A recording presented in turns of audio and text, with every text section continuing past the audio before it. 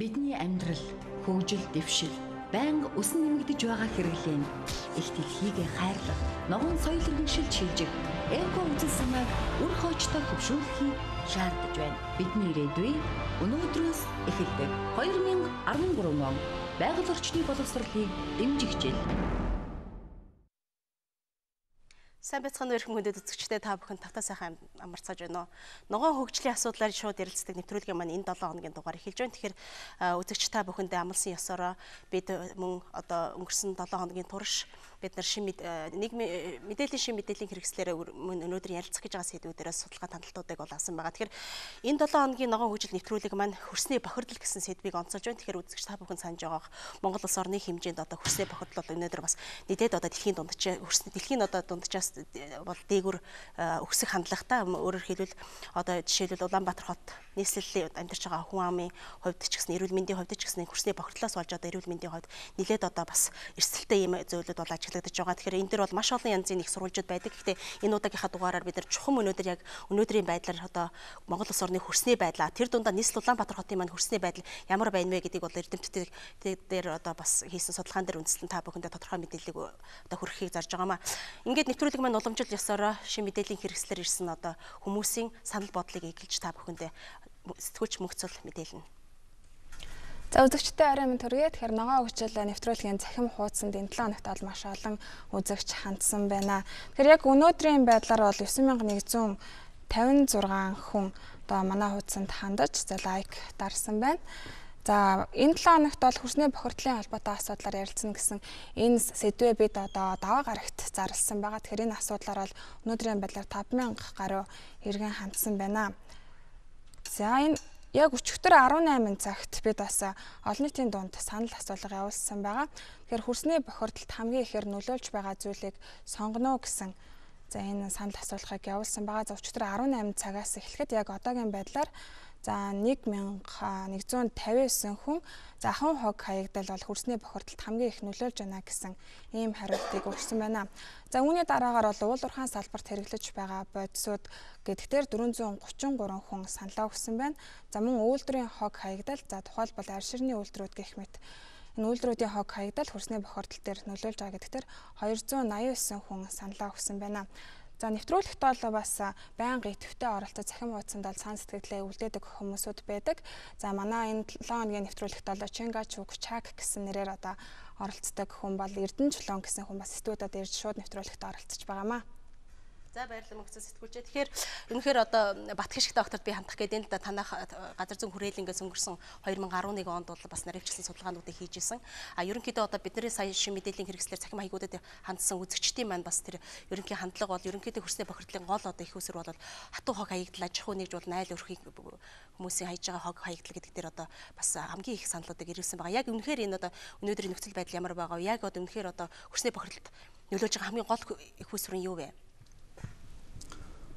За хөрсний бохирдол бол одоо Улаанбаатар хотын хөрсний бохирдол яхаарахгүй одоо энэ ахын хог хаягдал бол одоо голлох зур эзэлж байгаа л тийм үү. Хөрс гэдэг бол өөрөө одоо байгалийн одоо их чухал объект тийм үү. Агарын бохирдол одоо бүгд хөрсөн дээр буудаг. Хөрсний бохирдол нь одоо эргээд одоо энэ усаа бохирдуулдаг. Тийм учраас бол хөрс одоо яг байгаль орчны одоо энэ бохирдол мониторинг судалгааны яг үндсэн гол суурь гэж үздэг. За бид нар бол Улаанбаатар хотын хөрсний бохирдлын судалгааг бол одоо бас 1990-ад оноос хойш бол хийж байгаа л да. За тийм сүүлийн одоо 2011 хамгийн сүүлийн судалгаагаар 2011-12 онд цэвэр агаар сангийн санхүүжилтээр бол Улаанбаатар хотын хөрсний бохирдлын судалгаа хийсэн. За энэ судалгаагаар бол мөн одоо хөрсний бохирдол бол ер нь одоо их бохирдолтой гэж гарч байгаа. За бид нар бол одоо энэ хөрсний одоо хүнд металлын үзүүлэлтүүд гэсэн нэлээд олон үзүүлэлтүүд за нэнгийн бохирдол гэсэн одоо ийм хоёр бүлэг үзүүлэлтээр үтсэн л дээ. Тэгэхээр энэ хүнд металлууд бол дийлэнх нь бол одоо энэ бохирдолд ороогүй одоо цэвэр хөрснөөс бол ер нь их байгаа. Тийм үү? 2-3 дахин их. Тэгтээ бол дунд жагууламж бол яг стандарт төвшнгөөс бол бага. Тийм үү? Стандарт бохирдлоо гэсэн төвшнгөөс бага боловч одоо яг энэ байгалийн одоо цэвэр хөрснөөс бол их гэсэн тийм дүнгууд гарч ирдэг. Яг зарим дүнгуудыг сонирхолтой жишээлбэл одоо хар туулга бол Улаанбаатар хотын хөрс нь бол ер нь одоо их байдаг тийм үү? Дунджаар ихэд бол одоо хамгийн сүүлчийн 12 оны дүнгээр ихэд одоо 41 мг гэж гарч байгаа дундч түнштэй 200-аад одоо дээжний одоо дундч. Энэ одоо цэвэр хөрснөд цэвэр одоо байгалийн хөрсөнд бол 20 гэж байдаг тийм үү? 20 орчим. Тэгэхээр бол энэ одоо байгалийн цэвэр хөрснөөс бол дундч түн бол одоо 2 дахин их байх жишээтэй. За нянгийн бохирдол бол одоо нийт одоо авсан дээжний 80% бол одоо нянгийн бохирдолтой гэж гарч байгаа шүү дээ. Тийм үү? Энэ нянгийн бохирдол бол ер нь одоо энэ бол гэр хороололтой холбоотой тийм үү? Нөхөн жарлаа одоо энэтэй холбоотой бол нянгийн бохирдол их одоо тогтвортой өндөр байгаа. Хүнд металлын бохирдол яг уу стандарт хэмжээс ерөнхийдөө багавтар боловч одоо ерөнхийдөө их. Одоо ер нь товчхонтой хэлэх юм бол Улаанбаатар хотын хөрсний бохирдол их байгаа. Тухайлбал бас үзэгчдэд ойлгомжтой болохын тулд одоо наран туул зах гэдэг ч юм уу 100 айл гэдэг ч юм уу яг хөрсний бохирдлын гол одоо голомт гэж хэлж болохоор хэсгүүд яг хаана байна вэ? За хөрсний бохирдлын гол голомт хэсгүүд гэх юм бол гэр хорооллуудаа энэ бохирдлагтай гарч байгаа. За тэрнээс гадна одоо энэ авц засрын газар тийм үү? Энэ одоо ногооноор орчмын урдлын тэр амжиргааны энэ хавьд жишээл хар туулга гэхэл одоо 1500 эднэр хүртэл тийм стандартаас 15 дахин их гарсан байх жишээтэй. За нарантуул захын хойд хаалган дээр бол одоо тэр нянгийн бохирдол тийм аммоны эднэр бол ерөөсөө тэр стандартаас бол одоо хэдэн 50 60 дахин 100 дахин их тэр гарсан байгаа шүү дээ. Ер нь бол одоо бас гол бас яг үзэгчд бас олон нийтэд бас тэр юунд дурдаагүй байна да. Зүгээр миний үзэж байгаагаар басны гол их үсэр бол үнэхээр бас хүн амын нэгтрэл ихсэж байгаа. Хөдөөнөөс хот руу орж иж байгаа шилжих хөдөлгөөнтэй холбоотойгоор бас бохирдол бол нийлээд бас гарч иж байгаа болов. Ягаад гэвэл одоо бол Улаанбаатар хотын нийт 63 орчим хувь нь бол гэр хороолд амьдарч шүү. Тэгэхээр тэр хүмүүсийн хаяж байгаа хог хаягдал, жорлон тэгээд муу ус гэдэл энэ тал дээр ер нь шилжих суурьшилтай холбоотой энэ тал дээр хэр зэрэг судалгаа гарсан бэ? Гэр хорооллын. За гэр хороол бол яг харахгүй одоо хатуу хог хаягдлын одоо бохирдлын одоо хамаг их одоо гол хоригдлол нь гэр хороол дээр ч гэх юм уу. Одоо чалга руу хог хайчдаг тийм үү. Тэгэхээр зэрэг бид нар одоо энэ гэр хороол дээр үзэхлээр зэрэг энэ хүнд металлууд одоо ерөнхийдөө бас өндөр гарч байгаа. За энэ хүхэр тийм сульфат. Энэ хүхэр бол одоо нүүрсний шаталтай холбоотойгоор хүхэр бас их гарч байгаа. За нянгийн бохирдол бол ерөөсөө гэр үндсэндээ бол гэр хороол дээр бол зөнхөлж байна гэж хэлж байна. Ерөнхийдөө дээж гэдэг маань ерөнхийдөө нийт хөрсний 80% бол нянгийн бохирдолтой байна гэж ойлгож байна. Одоо нийт одоо дээж авсан хөрсний одоо 80% нь бол одоо ямар янз бүрийн одоо нянгийн бохирдолтой байгаа байхгүй. Баярлалаа. Тэгэхээр яг энэ хөрсний бохирдлын талаар бас цахим хаягуудад хандсан үзэгчд бас ямар санаа бодлоо хэлсэн бол эндээс бас мөнгөцөд зарим нэг хүмүүсийн саналыг бас томилж хэлэх байх тийм ээ. За тэгэхээр арьс ширний үйлдвэрүүдийн тухайд бас энд нэг санал ирсэн байна.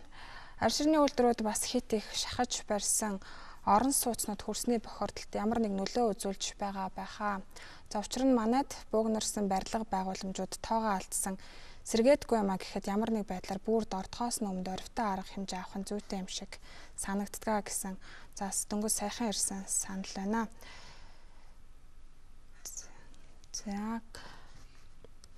За мөн хөрсний бохирдол илэгдлийн асуудалд бидний хяналтаа суудахгүй гарах хэмжээнд хүрэхэд ойрхон байна. Маш богино хугацаанд арга хэмжээ авахгүй бол 100 жилд 1 см бүрэлдэн бий болдог. Хөрс хэдхэн жилийн дотор устан алга болж үржил шимгүү болж байгаа. Ийм шийдлийг үржил шимгүү болж байна. Ийм шийдлийг гаргах хэрэгтэй байна гэсэн ийм одоо саналууд ирсэн байна. Тэр түрүүн бас ярьж байгаа хүнд металл гэдэг байдаг гэж байна. За ер нь иргэдийн хувьд бас хөрсний бохирдлыг бас өөртөө яг ахуйн хэмжээнд бас яаж бууруулах ёстой юм бэ? Яаж сэргийлэх ёстой юм бэлээ? За энэ дээр манай энэ асуултанд баасанд орж доктор хариулах. Тэгэхээр энэ нэвтрүүлэгт бас өнөөдөр анх удаа өргөдөж орж байна. Тэгээд энэ сүүлийн технологиг одоо яг олон нийтийн оролцоог хангах үүднээс телевиз бол өөрөө зөвхөн нэг өнцгөөс бүх хүмүүс рүү явуулдаг эргээд хариу реакц авч болдгоо байсан бол харин энэ танаа нэвтрүүлгээр бол энэ боломжийг хангаж өгж байгаа нь бидний энэ яриан дундаас бидний энэ хилцүүлэг интернет хилцүүлэг дундаас энэ хөрсний бохирдол энэ ер нь бидэнд тулгамдаад байгаа асуудлуудыг шийдэх гарцуулал олдох байх гэж одоо маш итгэлтэйгээр өнөөдөр би харж бодож энд оролцож байна. Тэгэхээр иргэдийн хувьд бол иргэдийн оролцоо өөрөөр хэлбэл ахуйн энэ хог хаягдлыг бууруулах ахуйн хог хаягдлыг зөв менежмент оруулж бууруулснараа өөрсдийнхөө орчинг цэвэрхэн байлгах хөрсний бохирдлыг сэргийлэх тал дээр бол гарах санаачлага ердөөсөө бидний одоо энэ үндсэн зорилгын маань гол хэсэг нь баг гэж би бодож байна л да. Юу гэхээр иргэд маань өөрсдөө энэ дээр анхаарч хандаж одоо яаж бууруулах уу гэдэг дээр өөрсдийн санаачлал гаргахгүй бол бидний зүгээс одоо 100%, 1000% хийгээд тийм ээ тэрийг одоо хүчээр тулгаад мөнгө зараад бас үр дүнд хүрэхгүй байх. Тэгэхээр иргэдээс зүгээр шүүмжлэлтэй гэдэг юм уу бид нар өөрсдөө зөвхөн гэр хороологдтгүй орон сууцнд хүртэл бодисондоо хогоо гаргаад тавьчихдаг. Тэр бол ялгаагүй одоо хөрсөө бохирдуулж чинь орчноо бохирдуулж чинь гэж хэлж байгаадаа ижилхэн л дээ.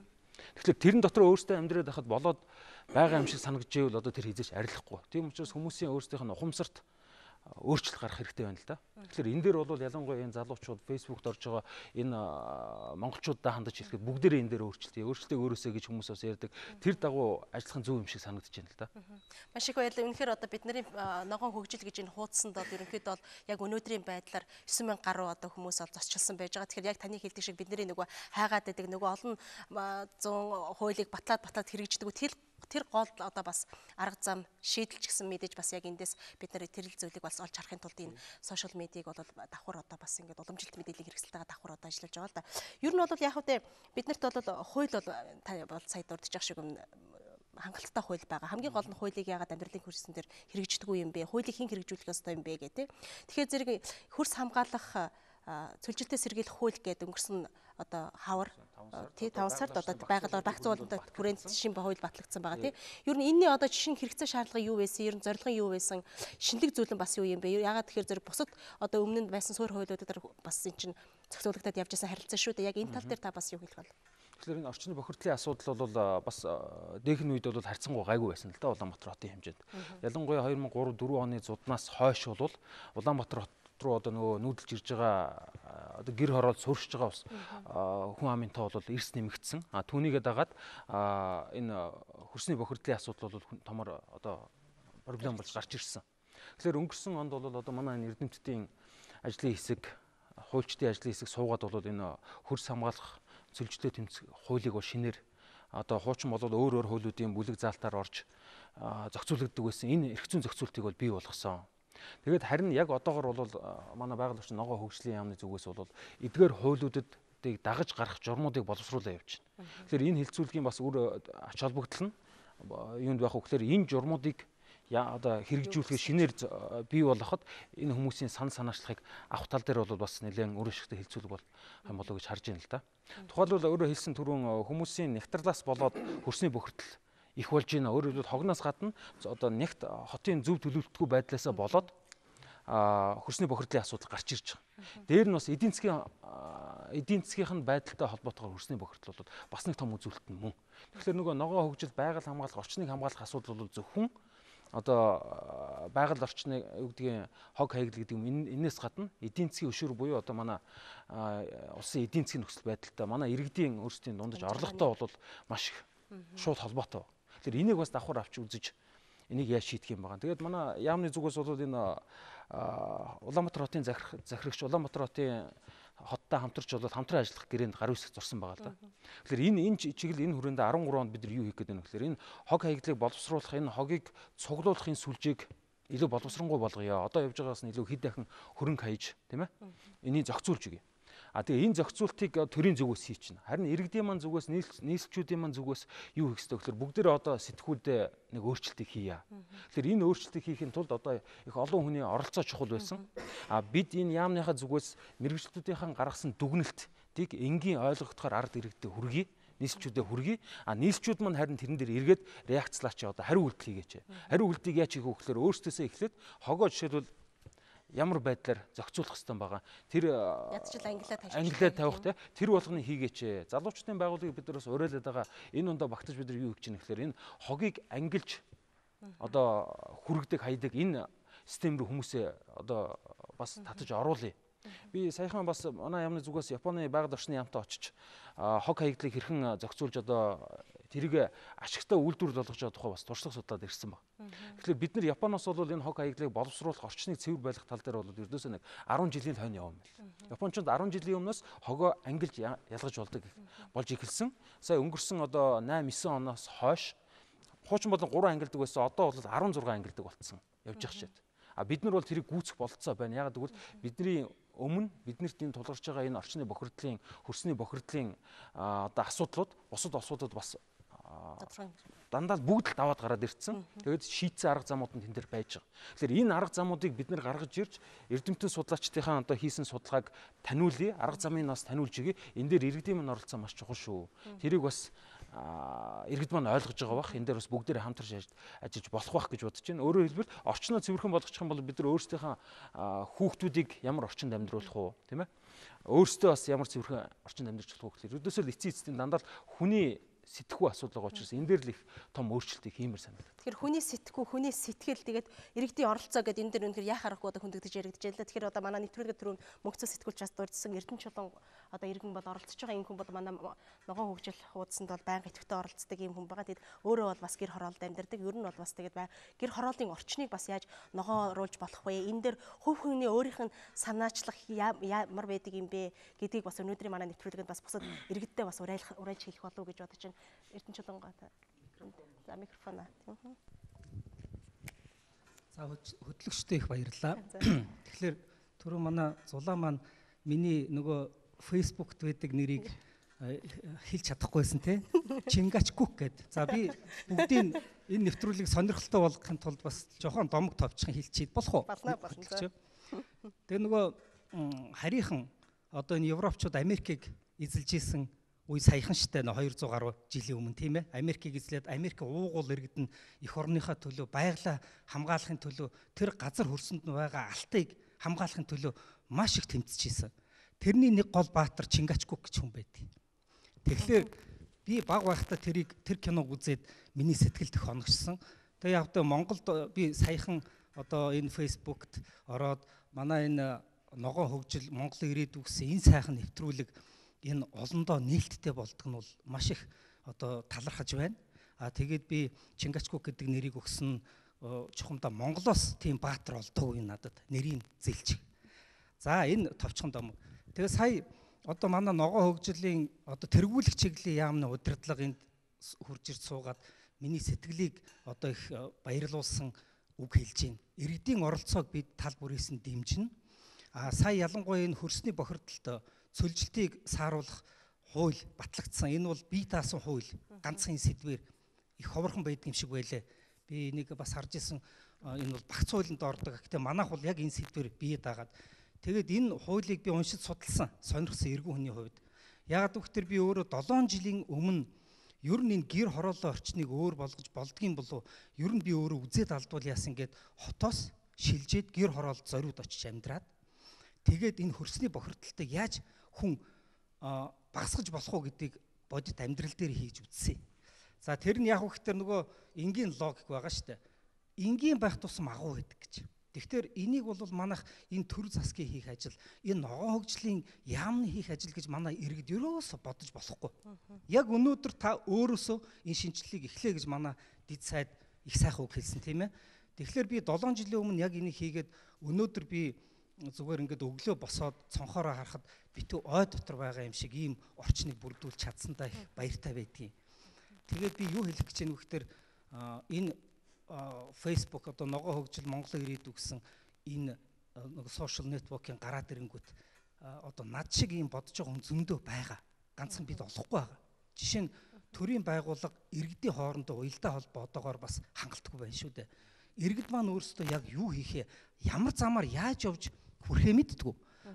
Манай төрийн байгууллага маань болох тэр яаж иргэдээ сонгож олж авч чадах уу, одоо сонгож авах уу гэдгээ бас мэддэггүй.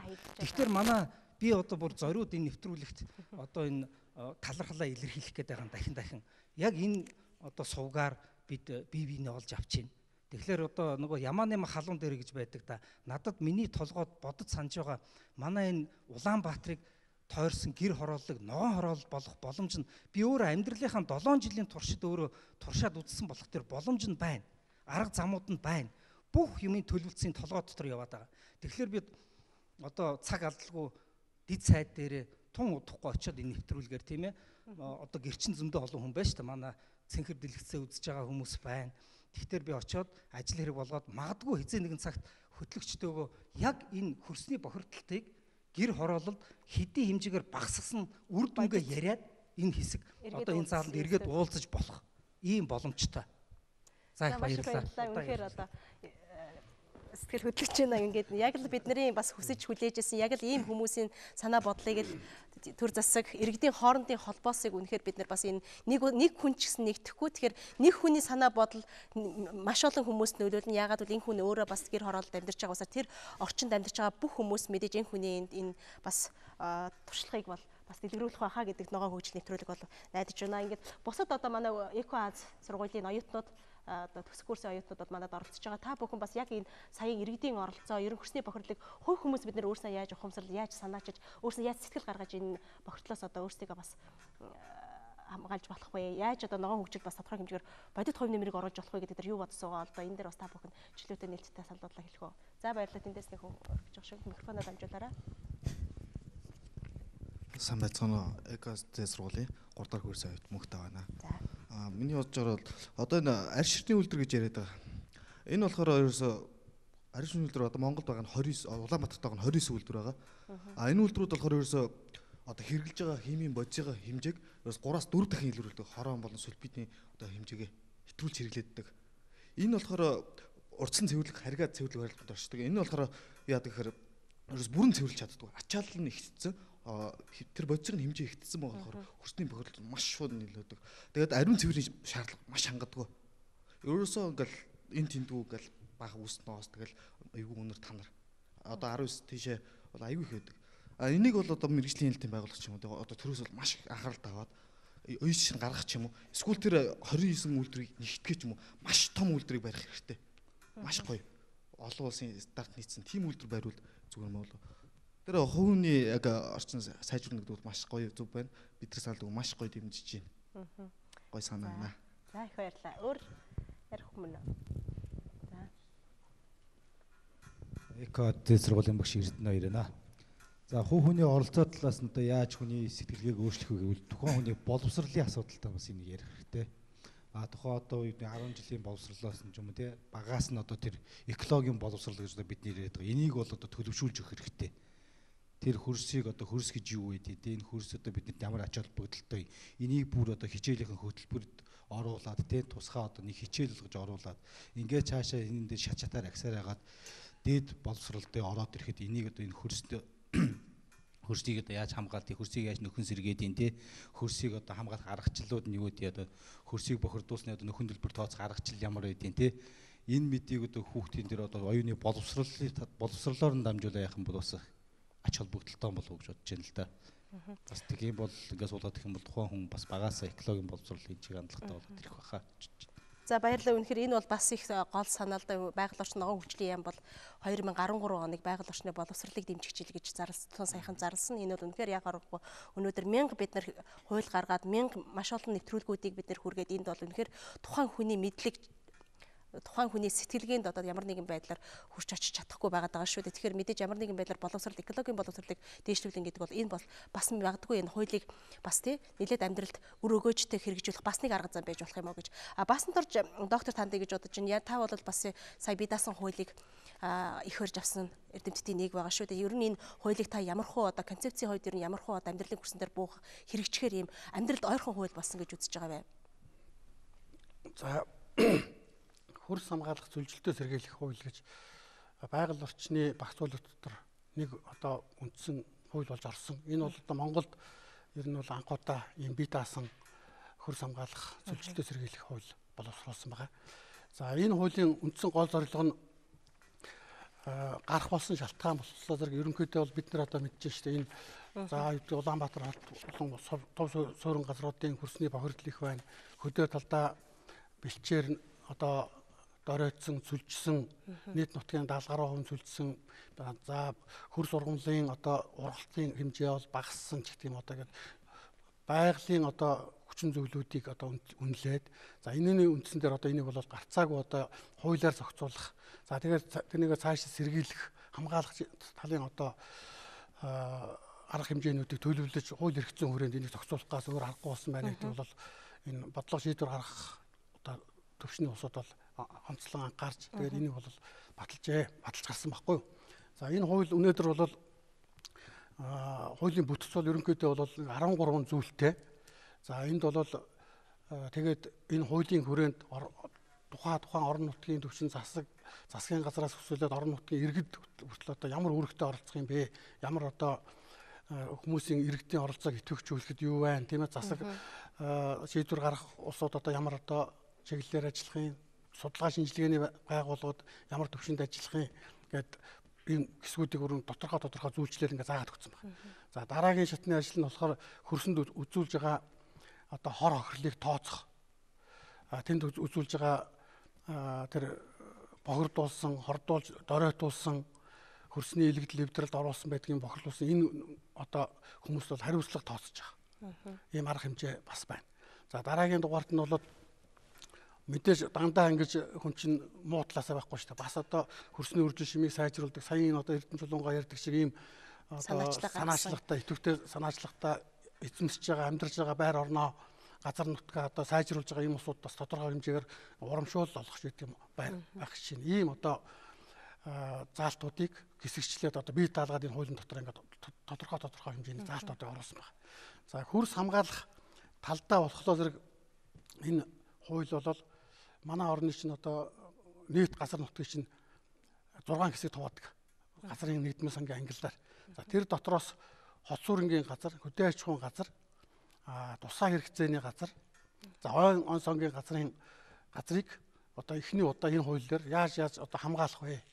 Энэ хамгаалахдаа ямар одоо арга хэмжээ зохицуулах вэ гэсэн одоо ийм санаа одоо заалтнуудыг бас энэ дотор оруулж өгсөн байна. Тэгэхээр энэ бүхэлдээ бол манай оронд одоо анх удаага ийм хөрс хамгаалах, зөвлөлтөө сэргийлэх хуулийг гаргаснараа манай монголчууд бол бас бусад дэлхийн одоо улсуудаас бас нэг илүү бас алхаанд хүрсэн гэж үзэж байгаа байхгүй. Бид нар одоо юу гэдгийг хуулийг анхан боловсруулж эхлэхдээ энэ ер нь одоо дэлхийн одоо улс орнууд хаана одоо иймэрхүү төлөв байдалтай хууль байна гэж үзсэн. Бас харилцагыг цөөхөн байдаг юм билээ. Тэгэхээр тэр цөөхөн орнуудын нэг бол бас манай орн бас болж чадсан.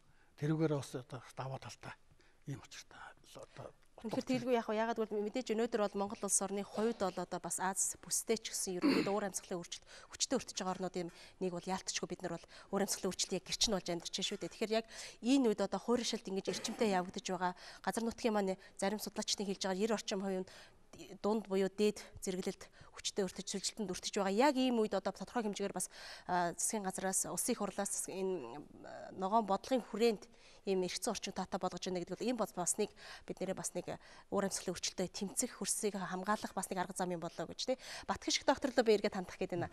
Ер нь бол яг одоо мэдээж би бас нэвтрүүлэгт орж ирахаас өмнө профессорын докторийн орчны бохирдол таны амьдрал гэсэн номыг уншиж суулаад тэрэн дээр бол бас их сэтгэл сэрт хийсэн тоо байна л да. Энд ялангуяа нийслэлийн хөрсөн, дэлхийн хөрсний дунджаас 2 дахин зарим газраа ялангуяа сая таны дурдсан бас ногоо нуур 100 айлын чиглэлд 4.3 дахин их байгаа гэж доктор маань бичсэн байна лээ. Энэ яалах гаргагүй өнөөдрийн бид нар амьсгалж байгаа агаар, ууж байгаа ус, одоо бид нар хөрснөөсөө бохирдож байгаа ийм бүхэн маань эргээд үндэсний аюулгүй байдлын хэмжээнд ярих хэмжээнд бол хүрж байна гэдгийг бол энэ хөрс судлаач хүн шүү дээ. Энд чи өөрөө бол гаргаж ирж хэлсэн байлээ. Тэгэхээр ер нь бид нар одоо мэдээж хөрс чинь бол байгалийн буюу хүний хүчин зүйлээс мэдээж ийм хоёр үндсэн гол шалтгаанаас болж байгаа баг. Ер нь тэгэхээр бид нар байгалийн хүчин зүйлээс хэр зэрэг байдгийг, хүний хүчин зүйлээс хэр зэрэг байдгийг яг сая бас зарим оролцогчид маань дурдлаа шүү дээ. Яг эрдэмтэн хүний хувьд, хөрс судлаач хүний хувьд таны бодлоор хүний хүчин зүйлийг багасгахад хамгийн гол бид нар хийх ёстой зүйл юу вэ?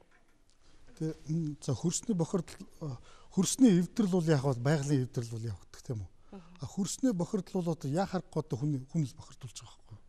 Хүн одоо ер нь нарийнтэй хүн одоо хогоо хаяал одоо тэр нь одоо хөрсний бохирдол хөрс бохирч байгаа шүү дээ. Тэгэхээр зэрэг их өн хөрсний бохирдлыг арилгах бол маш амархан байгаа байхгүй. Хүмүүс одоо өөрснөө хогоо хаяхаа байцдаг тийм үү? Нөгөө хогийн савндаа хайдаг. Тэгэл болчихвол тэгэхээр төр засгаас сүүлийн одоо 2-3 жилд бол үнэхээр бас их зүйл хийсэн тийм үү? Хог тээвэрлэлтнэр бол үнэхээр одоо хувьсгал хийсэн гэж болно.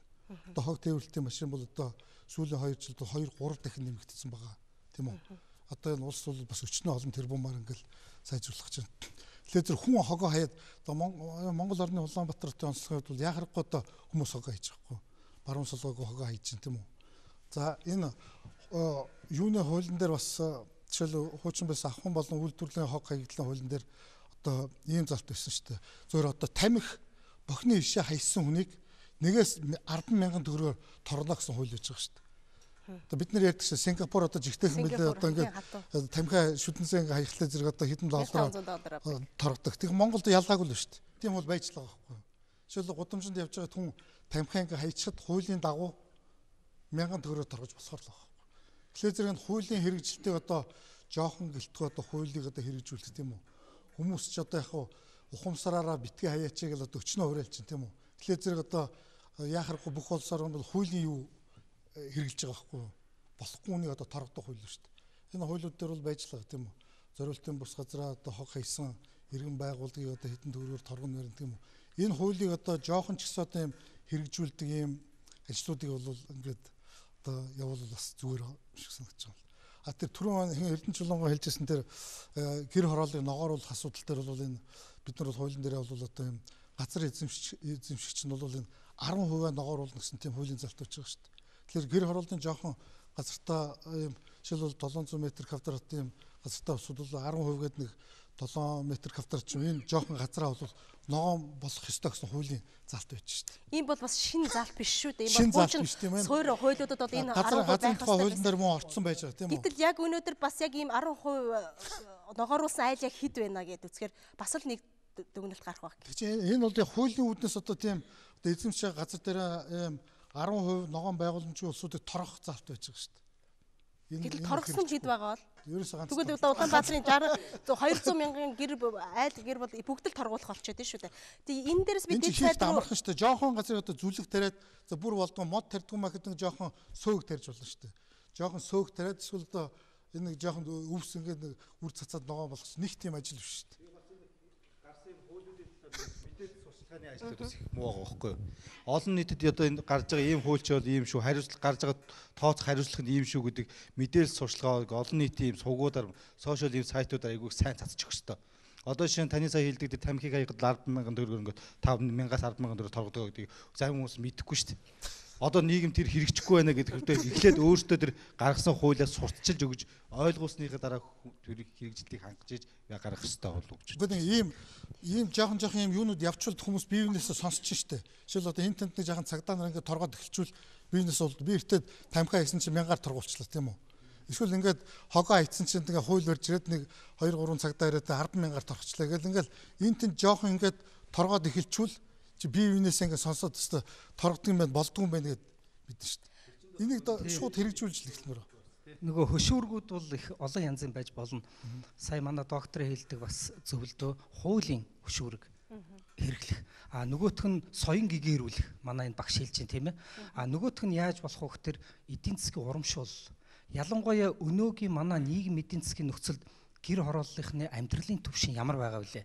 Яг энд нь зохицуулаад талхныхаа мөнгийг олж чадж байгаа хүнийг торгоно гэж үйлчлэх үү? Тэрний оронд одоо энэ уул уурхаагаас орж ирж байгаа зөндөх мөнгө байна тийм ээ. Энийг гэр хорооллынх бол ялгүй жоох урамшлаар их юм хийж чадна.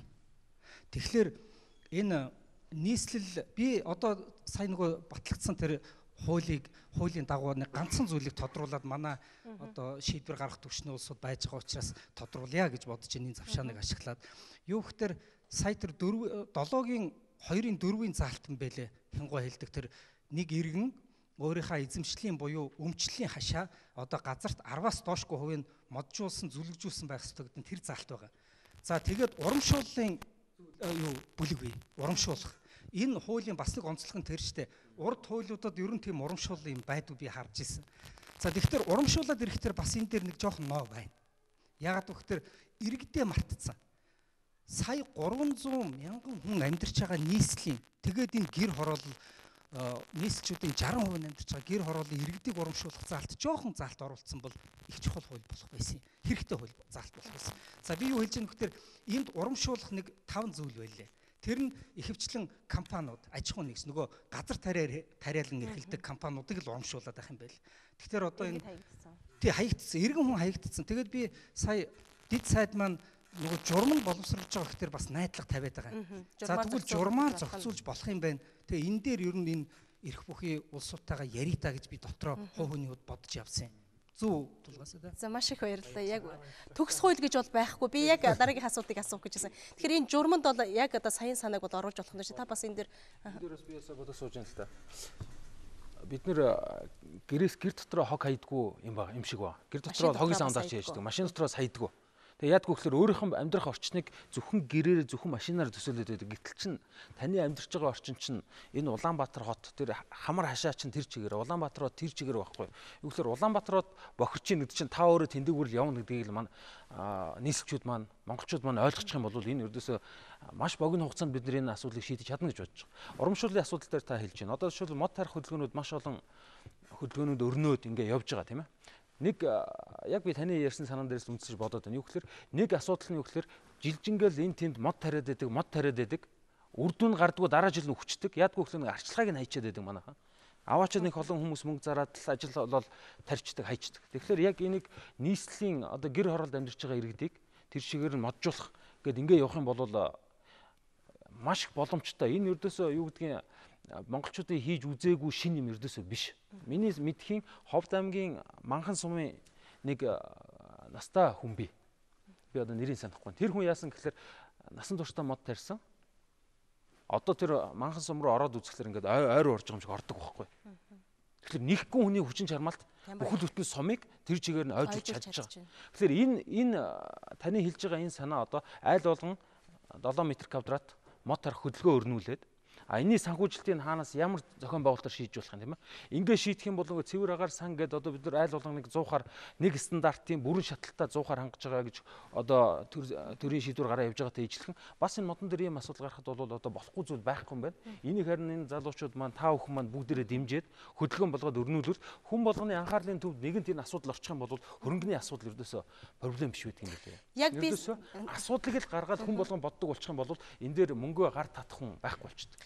Энийг л хэдүүлээ хийх. Баярлалаа. Энэ эрдэнчүүд иргэн бол яг намайг байгаль орчин ногоон хөгжлийн яамтай хамтарч энэ нэвтрүүлэг хийх гэдэг ярилцаад явж хахад энэ одоо иргэн өөрөө одоо бас намайг олж уулзаж ярилцаж яг одоо өнөөдрийн нэвтрүүлгэд оролцож байгаа энэ санал бодлыг одоо бас олон нийтийн одоо том санаачлаг болгож өргөжүүлье гэдэг саналыг хэлж ирсэн. Тэгээ бит хоёр бол ерөнхийдөө энэ юуны анхны санаануудыг бол тодорхой хэмжээгээр цаасан дээр буулгацсан. Өөрөөр хэлбэл Монгол улс орны одоо гэр хорооллыг ялангуяа нийслэлийн гэр хорооллыг ногоон хороолол болгоё гэдэг ийм одоо төсөөлөл проект бол явж байгаа юм байна. Тэгэхээр магадгүй өнөөдрийн миний би бол бас энэ нэвтрүүлгийг хөтлөж энэ одоо төслийг удирдах явж байгаа хүний хувьд маш их өнөөдрийн нэвтрүүлэг маань олцтой байна. Ягаад тэгэхээр зэрэг үнэхээр өнөөдрийн нэвтрүүлгээс маань миний хийх дараагийн нэг том нийгэмд өрнүүлэх нэг санаачлаг аян маань үнэхээр төрж гарч иж ингэж би бол бэлгшээж ийн ингээд энд дэд сайд маань ч гэсэн өөрөө бас нэлээд итгэвтэй өөрөө оролцогч байж оролцох байхаа гэдэгт бол эргэлзэхгүй нь ингээд ногоон хөгжил Монголын ирээдүйд төслийн баг одоо Эрдэнэ чулуун иргэнтэй хамтраад ерөөсөө бид нар маргаашийнхаа фэйсбүүкээр цахим хаягуудаараа бол энэ ногоон санаачлагыг гэр хорооллыг ногооруулъя гэдэг энэ санаачлагыг өрнүүлэх ийм одоо бас бодлоо төрж байна. За өөр одоо манай оролцож байгаа оюутнуудаас ярилцж байгаа сэдвийн дагуу хэлэх. Тэгээ энэ дээр болохоор зэрэг одоо манай нэг хамаатны айл байна л да. Гэр хороолт. Тэгэхээр зэрэг тэр айл яасан гэхээр зэрэг 6 ам бүлтэй. Хот орж ирээд одоо 12 3 жил болж байгаа. Тэгэхээр тэр орж ирсэн жилээ юм уу дараа жил ингээд 6 шиг мод тарьсан байгаа байхгүй юу? Тэгээ хүн хүнийхээ тоогоор. Тэгээд тэгэхээр зэрэг нөгөө хүмүүс чинь ингээд яагаад гэдэг юм бэ? Өөрөөрхөн мод ингээд арчлаад байдаг. Одоо л гэрт нь одоо бараг 10 м квадрат нэлээд тийм том газар юм ногоон ихтэй болсон. Тэгэхээр зэрэг одоо энэ айл болгонд одоо ядаж хашаанда нэг мод ч юм уу амбулынхаа тоогоор мод тарих юм уу? Иймэрхүү уриал гаргаад үгүй бас нэлээд хүмүүс яг болоо гэж бодож байна. Тэгээд тэр нөгөө нэг хүмүүс нөгөө хогоо хаяад байна гэдэг хамгийн гол нь ингээд хаях гад ингээд аваа яваад байдаг хүмүүс бас нэг хайдаг хогийн сав нь бас ховор байдаг байхгүй юу? Тий. Гудамж одоо энэ нийслэл одоо хогийн сав. Тий. Одоо ингээд нэг ундаа уучаад нөгөөдгөө бариа яваад байдаг одоо нэг 200 м явлаа одоо ийш тийш хараад юм байхгүй тэгж байгаа ингээд шийдчихдэг байхгүй юу? Тэгэхээр зэрэг энэ минь тал дээр нь бол нэг жоохон тийм анхаарал одоо гэр ороолын одоо тэр хогийг ч гэсэн одоо ингээд хог ачууллаа гэж мөнгө авах биш. Одоо яа тийм бүр болоход хог ачуулж ийнгээд мөнгө өгдөг. Тийм урамшуул байж бас болохгүй юу гэсэн тийм. Яг хөө тэр урамшууллын хэлбэр дээр бол их олон санаанууд гарч байгаа шиг байна л да. Тэгээд нөгөө угаасаа журам бас тусгагдаж төгс хууль гэж бол мэдээж байхгүй. Тэгэхээр хуулинд тусгагдаагүй, хуулинд бас тодорхой хэмжээгээр орхигдсон санаануудыг журмаар зохицуулдаг шүү дээ. Тэгэхээр дэд сайдаас бас эргээд хандах гэдэг нь ер нь бол энэ олон хуулиуд хэрэгжихгүй байгаа тухай бас нэвтрүүлгүүд оролцож байгаа оролцогч нар хэлж байна да. Яг та юу бодож байна? Ер нь одоо шинэ гарсан хуулиа амьдралд хэрэгжүүлж энэ цаасан дээр үлдээчихгүй тулд ер нь ямар арга замуудыг бас илүү хэрэглүүл өгөөжтэй гэж үзэж байна. цаасан дээр үлдээхгүй тул бид нэр телевизээр, фейсбүүкээр сурталчлах болно. Тэгэхээр та нар минь юу гэхээр тэрийг сонсоод нэрээ хэрэгтэй зүйл заалт юм байна. Нэрээ хэрэгтэй хууль юм байна гэгээд нэгэнд өөрөө ухамсарлцсан болвол за энэс цаашаа тэр журмыг хүрэх үйл явц юу гэхээр таны үүрэг бас болно шүү. Өөрөөр хэлбэл та тэрийг ойлгосон бол яг хажуудаа байгаа нэг хүнийг, хоёр хүнийг, гурван хүнийг гээд нэг хоёр дахгүйгээр түгэх үүргийг бас өөрсдөө хүлээгээрэй. Өөрөөр хэлбэл бид бүгдээрээ тэгж нэг ойлголтод хүржээж өөрчлөхгүй болвол ойлгосон хэлмэгдэд яваад байдаг, ойлгоогүй нь хаяа яваад байдаг. Тэгэхээр бид нар бүгдэнд нь ойлгуулахын төлөө одоо энэ хөрөнгө мөнгө байгаа энийг бол хууль сурталчилж чиглэл рүү нэлээд явуулна. Энийг явуулахдаа бид нар мэрэгжлийн төвшөнд ойлгохоор тийм хүн дээр биш. Маш энгийнээр тийм ч учраас бид нар энэ боловсролын жил болгож зарлаад сурагчдад, хүүхдүүдэд ойлгохоор хуулийг яаж ойлгох вэ гэдэг ийм одоо үйл ажиллагааны хөтөлбөр боловсруулад ажил эхэлсэн явж байгаа л да. Түрүүн тэнд мөнхтаваа хэллээ те. Иргэд рүү бид нар их хандаад байгаа нь мөнхтаваагийн хэлж байгаа тэр санаан дээр гарч ирж байгаа. Жишээлбэл ингэж байна. Харьгаа гэдэг нөгөө цэвэрлэх арь ширний үйлдвэрүүд ингээд бохирдуулж байна те. Эднэрийг одоо яаж зохицуулах юм бэ гэдэг чинь. Яг та нарын хяналтаар тэр аж ахуй нэгж одоо хууль эрх зүйн субъектүүдийг бол бид нар одоо төр өөрөөр хэлбэл арга хэмжээ авч чадна. Тэднийг үйл ажиллагааг нь хэрвээ орчин бохирдуулж зогсоогоод нүүлэх бол төр засгийн авч чадах арга хэмжээ байхгүй. А гэтэл яг гудамдаа хогоо хаяад байгаа. Гэрээхэн гадна одоо бохирдуулаад байгаа. Өөрийнхөө амьдарч байгаа орчныг бохирдуулгаад одоо Улаанбаатар хотын сая гаруй иргэнийг хүн болгоныг бид нар очиж хэн чадахгүй болчиход байгаа. Тэгэхээр тэрийг ганц өөрчлөх юм нь юу гэхээр энэ тархинд нь одоо өөрсдийнх нь ухамсартанд өөрчлөх хэрэгтэй юм. Бид нар мянган соёлтой байгаад орчноо хайрлаж чаддаг ухамсар байхгүй бол тэгэл мөхөхийн цондон байгаа. Айгүй мундаг боловсралтай мундаг одоо бизнес хийж чаддаг мөртлөө эргэн тойрноо бохирдуулдаг хайдаг ийм л ухамсартай. Бохирдуулагч. Тэр өөрөөр хэлбэл алтын ухаад аваад айгүй их мөнгөтэй тийм ээ. Мундаг болоод байгаа мөртлөө эргээ тэрийг янзлах сэтгхүү байхгүй бол тэр хөгжил биш болчихж байгаа. Яагаад гэвэл тэр ухаад сэндичээд одоо сөнөөцсөн хөрс чинь эргээд яг үгээр эргээл тэр хүний үр удманд эргээд монголчууд өөрсдөө тэн дээр амьдрах учраас тэрийг л тооцож бодож бизнесээ хийж чадахгүй бол энэ бол хөгжил биш болчихж байгаа маа. Тийм учраас энэ хүмүүсийн ухамсарт өөрсдөө тал дээр хүн болгоны оролцоо чухал юм байна. Оролцоог яаж идэвхжүүлж болох баасан дөрч доктор та юу бодож байна? Ер нь бол энэ хүмүүсийн одоо ард иргэдийн энэ байгальтайгаа харьцах уламжлал гэж одоо бид нар ярьдаг тийм ээ. За тэрийг одоо нэлээд сэргээхэд их олон талын арга хэмжээ зохион байгуулмаар байна. Нөгөө талаас өнөөдөр бол бас энэ ялангуяа одоо газар нутагт оройтож байгаа, бохирдож байгаа энэ хэлбэр бол энэ хүн амын тоо их олон болсон тийм ээ. Дээрээс нь газар нутгаа ашигладаг хэлбэрүүд аяга олон болсон. Эднэртэй холбогдоод одоо юу гэдгийг энэ газар нутаг бол нийтдээ энэ оройтоод байгаа байхгүй юу? Тэгэхээр бид нар бол ашиглаж байгаа газараа одоо сайжруулъя, эзэмшиж байгаа газараа сайжруулъя. За нөгөө газар нутгаа одоо өмчилж авъя гэд өөр л одоо тэр эзэмшиж байгаа тэр ашиглаж байгаа хүн рүү хандуулахаар энэ газрын хууль, байгаль орчны хууль одоо босод энэ хуулиуд дээр энэ хөрс хамгааллын хуулийн дээрс бас тодорхой одоо санаа байгаа. Тэгэхээр юу гэж энийг ярьж байгаа гэхээр одоо ер нь бол газар нутгаа зөв зөвхөстэй ашиглахын тулд тухайн амьдарч байгаа орон нутгатаа амьдарч байгаа хүн бол өөрийн тэр яг өөр юмсыг нэгдүгээр хандах тэр тал нь чухал. Хоёрдугаарт манай энэ орон нутаг, манай улсын нутаг дэвсгэрч хэдийгээр том одоо газар нутгатаа ч гэсэн экологийн хувьд айгүй эмзэг ийм одоо нутаг гэж үздэг шүү дээ. Хөрсний үржин шим, ургамлын бүрхөвчин. Тэгэхээр ийм одоо эмзэг зохицолтой нөхцөлд бол заавал авч хэрэгжүүлэх нэг юм бол дааз багтаамжид тухайн одоо орон нутгийн дааз багтаамжид таарсан тэр одоо бүс нутагт нь тохирсон үйлдвэрлэл үйлчилгээг явуулж явах ёстой байхгүй. Тэгэхээр тэрийг бол манайхан бол одоо хэрэгжүүлэхгүй байна. Нэгд асуудал бол юу гэдгийг уул уурхай авч хэрэгжүүл юу эрхэллээ. Тэрний дагаад одоо яг ардаар нь дааж мөрдөж явж явах ёстой. Нөхөн сэргээлтэй ажиллаж байдаг юм тийм ээ. За юу гэдгийг тариалангийн газрын үйл ажиллагаа эхлэхэд хөрсний үржин шимийн тариагийг хурааж аваад тэр үржин шимийг дайчлаад ингээд тодорхой хэмжээний бүтээгдэхүүн хурааж авчихад тэрүүнтэй яг эдэлхэн хөрсөнд нь одоо авсан хэмжээний юм бол уг нь хийж өгч явах хэрэгтэй байхгүй. Тэр одоо арга хэмжээ шийдэх юм уу. За жишээлх юм бол малчид гэх юм орон нутгийн одоо засаг захиргаа бол манай нутаг бол одоо энэ жил бол тийм л хэмжээний нутагтай учраас ийм л одоо хэмжээний мал одоо энэ нутагтаар бол бэлчиж явах ёстой гэсэн ийм дааз багтаамжаа тохируулж өгч явах ёстой гэдэг тэр санаанууд бол одоо энэ хуулийн дээр бол байгаа. За уучлаарай цаг жоохон болох гээд одоо энэ Батгшиг доктороос асуух гэдэг. Ер нь хуультай холбоотой бас ярьж байгаа учраас яаж хуулийг амьдрал дээр хэрэгжүүлэх вэ? Хүмүүсийн итгэх оролцоог яаж одоо илүү татаж оролцуулах вэ? Хүмүүсийг яаж одоо хуулийг одоо биелүүлдэг болгох вэ гэдэг тал дээр та юу бодож сууд мэргэжлэг үнэ? За одоо хуулиар одоо хуулийн заасан залтыг л одоо хэрэгжүүлдэг байх хэрэгтэй юм байна.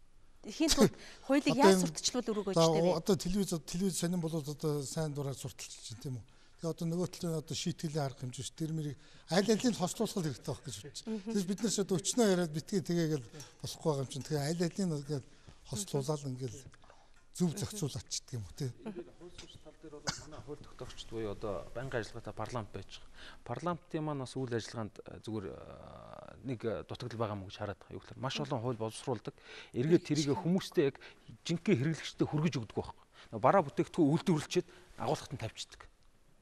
Тэгээд нөгөө яг хэрэглэх гээд байгаа хүнд нь аваач өгдөг. Тэдэрт ойлгомжтойгоор ингэж засаж янзалж өгдөг. Тийм учраас бид нар нөгөө хэлбэршүүлэх хүүхдийн төвшөнд одоо цэцэрлэгийн хүүхэд ойлгох төвшөнд энгийн болгож өгж бидэрт хүрэх хэрэгтэй юм байна. Тэгэхээр энэ ажлыг л аягүй сайн хийх хэрэгтэй. Энийг их сайн хийгээд хүн ойлгоцсон байхад бол тэр хуулийн нарийн залтыг үүсгэх шаардлага байхгүй байна. За энэ дээр нэг юм би бас хэлчихье гэж бодод. Юу гэхээр хөрсний бохирдол, орчны дороотол энэ бохирдлын асуудал бидний өвөг дээдс буюу одоо нүүдлийн соёл иргэншлэлээр амьдарч ирсэн улсуудад байгаагүй маа. Одоо Монгол гэдэг энэ нэртэй улсыг байгуулагдаад одоо 800 хэдэн жил болж ийн гэж ярьж штэ. Энэ хугацаанд жишээлбэл хөрсний бохирдлын асуудал ердөөсөө байгаагүй. Яагаад гэвэл хууль нь маш энгийн. Чи сүйд усаах юм бол тэдэн бодоор.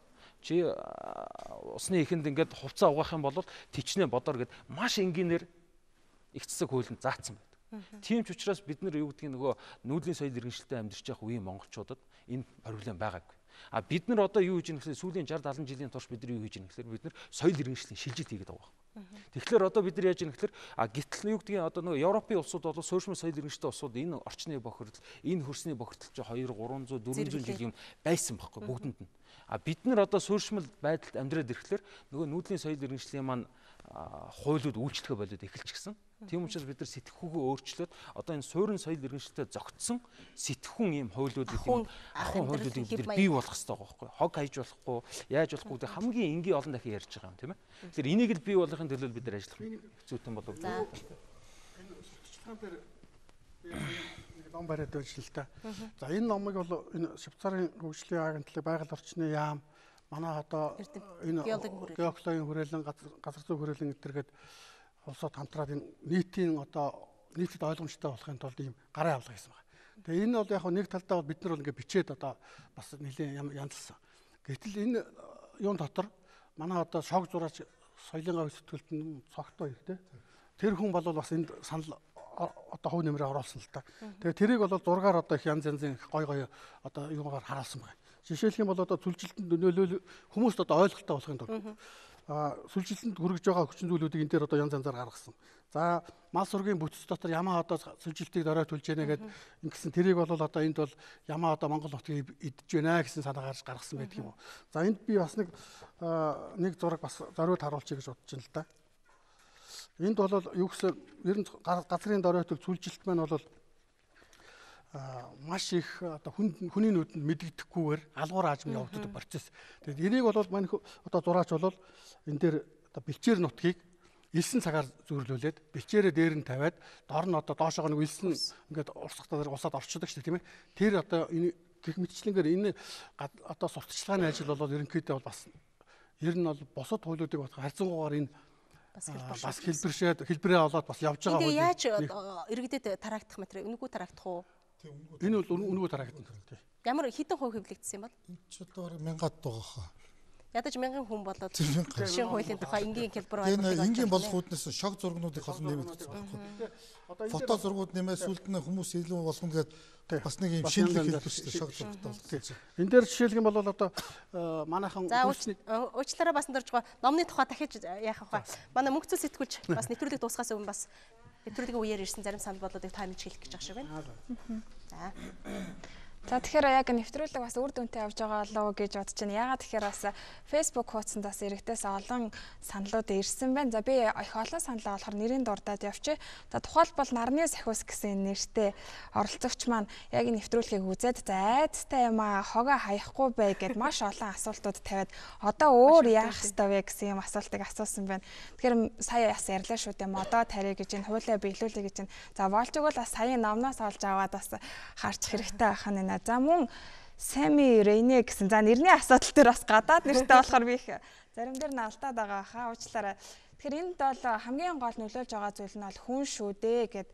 За хүн эхлээд өөрийнхөө толгой доторх хог навшаас салах хэрэгтэй байна. Өөрийнхөө дархиндах байглаа хамгаалах асуудлаа зэгцлэе гэсэн иймэрхүү саналуудыг ирүүлсэн байна. За олон нийт маань бас энэ нэвтрүүлгийг үзээд үнэхээр сайхан саналуудыг ирүүлсэн байна. Та бүхэнд баярлалаа. За маш их баярлалаа мөнгөцөө сэтгүүлчээ. Тэгэхээр үнэхээр манай нэвтрүүлэг бас үр дүнтэй болж яг нэвтрүүлгийн үеэр одоо бас манай цахим хаягуудад үзэгчид олон нийтийн төлөөлөлд орж өөрсдийнхөө дуу хоолойг бас бид нарт хүргэж ин гэдэг бол үнэхээр бол би баяртай байна. Тэгээ энд бас нэвтрүүлэг дуусгахаас өмнө би нэг зүйлийг зориуд одоо бас хэлмээр байна л да. Яг тэгэхээр үнэхээр одоо манай нэвтрүүлгийн доогоор гарч байгаа цахим хаягуудыг манай үзэгчид аль хэдийн танил болчихсон байж байгаа.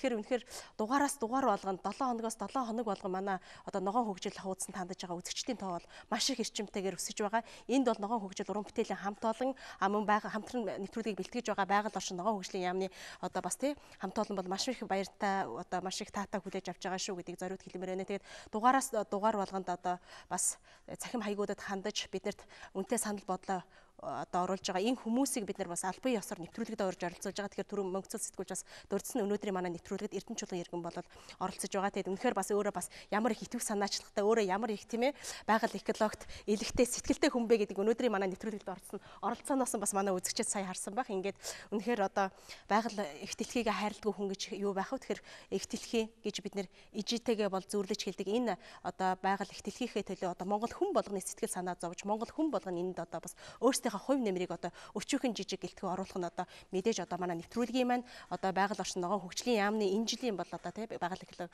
боловсролын жил болгосон энэ бол хамгийн гол зорилго үр дүн бол тэр шүү дээ. Тэгэхээр үнэхээр одоо нэвтрүүлгийн маань цаг даанч богинохан нэвтрүүлгээ дуусгахыг бол найруулагч маань урьж сануулж байна. Тэгэхээр үнэхээр өнөөдөр хүрсний бохирдол гэдэг бол үнэхээр өвлийн үйлрэлт нь утаа гэдэг нэг гамшигтай халуун дулааны үйлрэлт бид хүрсний бохирдол гэдэг бол үнэхээр бол бас гамшиг хэмжээнд хүрсэн ийм одоо зүйл байсан. Тэгэд энэ тал дээр ямар нэгэн байдлаар тодорхой хэмжээр үзэгч та бүхэн өөрсдийн гэсэн хувь нэмрээ маргаашнаас эхэлж одоо оруулж эхлэх байхаа өчүүхэн жижиг гэлтгөө өөрсдийн амьдралын хэв маяг одоо экологт ээлтэй дадлагуудыг та бүхэн заавал одоо хөвшүүлж эхлээрэй гэдгийг одоо ногоон хөгжил нэвтрүүлэг энэ 7 хоногийнх нь одоо хүрсний бохирдол сэдв дугаараараа та бүхэндээ дахин уриаж байна. Ингээд эх 7 хоногийн энэ цагт иргэн уулзъя баяртай.